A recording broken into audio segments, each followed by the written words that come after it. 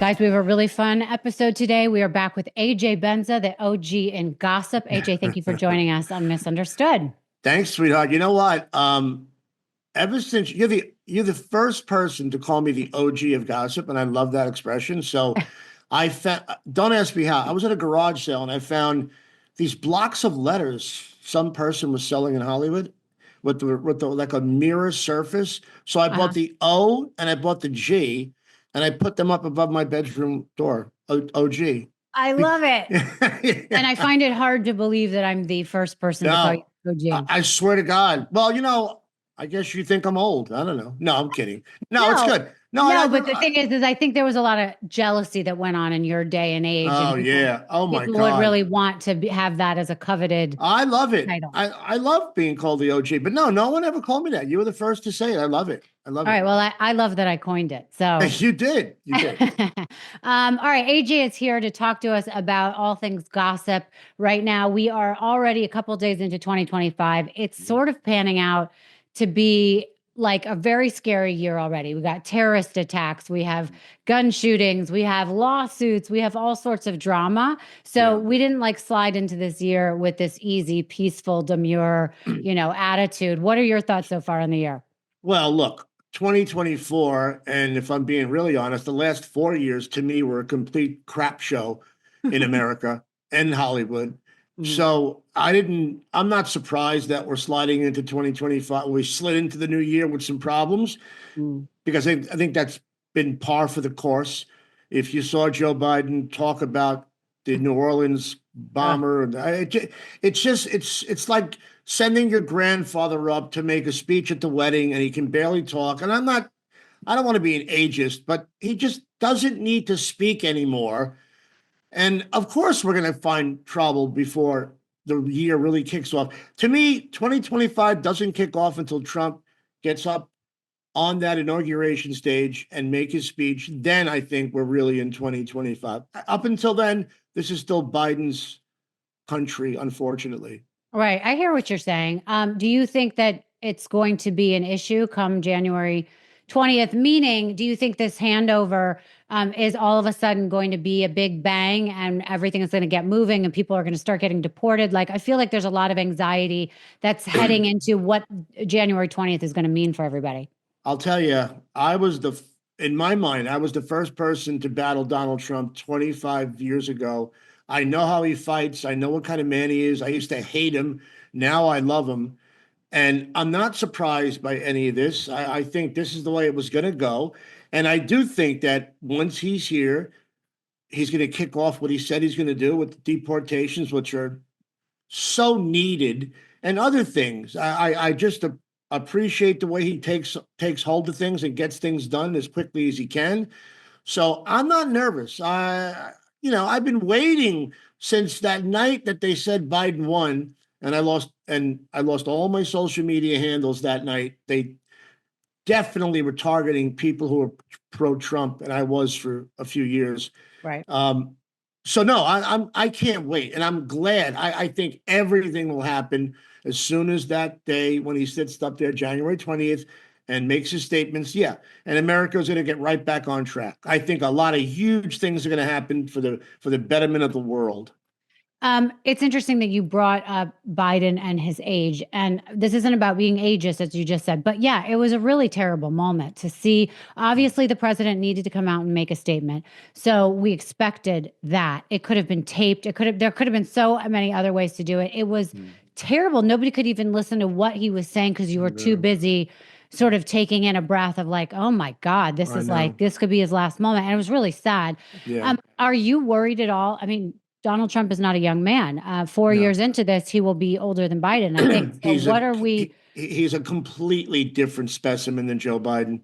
Donald Trump, he's just I don't think anybody can tell me with a straight face that he looks, sounds, and appears different than he did 6, 7 years ago. I defy someone to say that. Okay. He hasn't aged in that respect. He's still knocking golf balls. He's still up there. We saw him parading around the country with all the rallies, et cetera, two a day, playing to packed arenas. No. Do- Donald Trump is primarily, and I don't mean this in a bad way. Every president has had huge egos. You have to have a huge ego to be the president of the free world. Mm-hmm. But there's no one like him when it comes to narcissism and how much his ego is inflated, how much he loves himself. He is in his biggest wet dream of his life. The fact that he came back and made this comeback, and I got to tell you, there are so many people on the left who are kind of walking over to the right and saying positive things about him. There are news organizations, a lot of techie geek billionaires in Silicon Valley have come and broke bread at Mar-a-Lago. No, I think America is in store for some great things the next 4 years. I think we finally are going to get back on track. Okay, well, I love hearing that prediction. We'll see how that goes. What did you do for New Year's Eve? Rach, you're a mom. I'm a dad. I live with my 17-year-old son. My daughter's 20. I just stayed home. Matter of fact, I just got off a cold. I'm always sick when I do your show, but I was sick over the Christmas holiday, and all of us got sick. It was a nasty flu going around. Mm-hmm. So I stayed home. I'm the driver. I'm the designated driver. Who's going to a party? What time do I pick you up? You got to drive up in the hills. It's just, so to me, it's like, look, you and I have had more fun on random Tuesday nights than New Year's Eve. That is true. Well, don't feel bad. I stayed home too. I had my boyfriend's family, their entire family was here. My daughter, cool. Came. She was actually supposed to be with her dad that night. She came home to me. We all cooked dinner and played board games. Our new thing is board games and cards. It's fine. And then we did watch the ball drop, which I don't know if you watched any of that stuff. We flipped back and forth between the stations. What kind of shit show is that? Listen, I love Andy Cohen. I love Anderson Cooper. But together, their chemistry and their drinking, it was like cringeworthy TV. It is. Look, Anderson Cooper's not that kind of guy. He doesn't like alcohol. Every year we see him struggle to take shots. Andy Cohen loves to party. I came up with Andy in New York in the early 90s when he was, I think, at CBS, and I was the Daily News.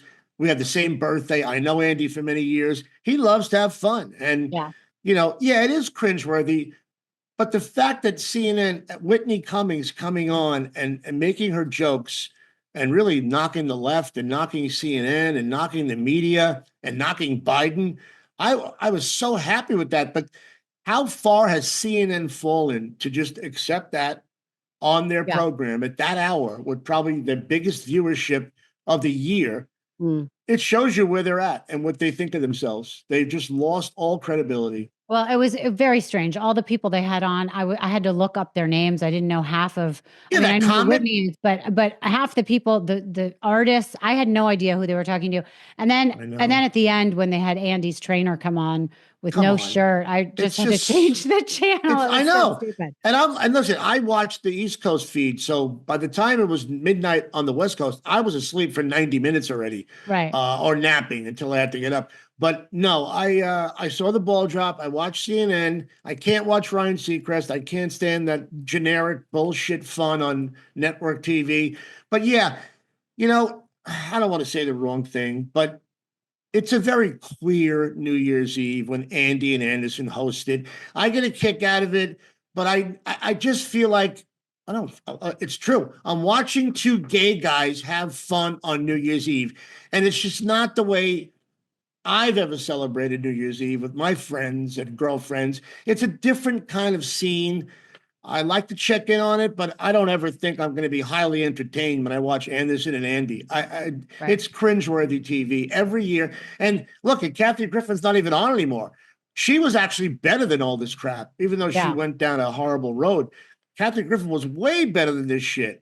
Yeah, so, she was wonderful. I had her on my show this past year. It was an honor to finally get her to tell her side of the story. And I don't know if you've been following her right now, but she's doing so well. She's back on tour. And everyone's loving her. So I'm really happy for her. Well, but look, I thought she used to be great on that show too. I agree. I love that. I love Life on the D-List. Kathy Griffin was great because she acted like one of us. Yeah. And then she got big. It happens to Bill O'Reilly, Howard Stern. It happens to so many people. Look, it happened to me. I was always a straight shooter, but when I got sent to LA for my own TV show and shows and movies and books and parties. And you start to get nice. You start to like kowtow to the cool crowd. You're no longer that person who shoots the truth. Kathy Griffin was that way for years. That's why people loved her. And then she got way too deep into the cool crowd. And then she got way too left. And holding up a severed Donald Trump head was just stupid. She should know better. But I'm glad she weathered the storm because she has talent and she is funny when she's, not having to worry about her health and her career. Right, exactly.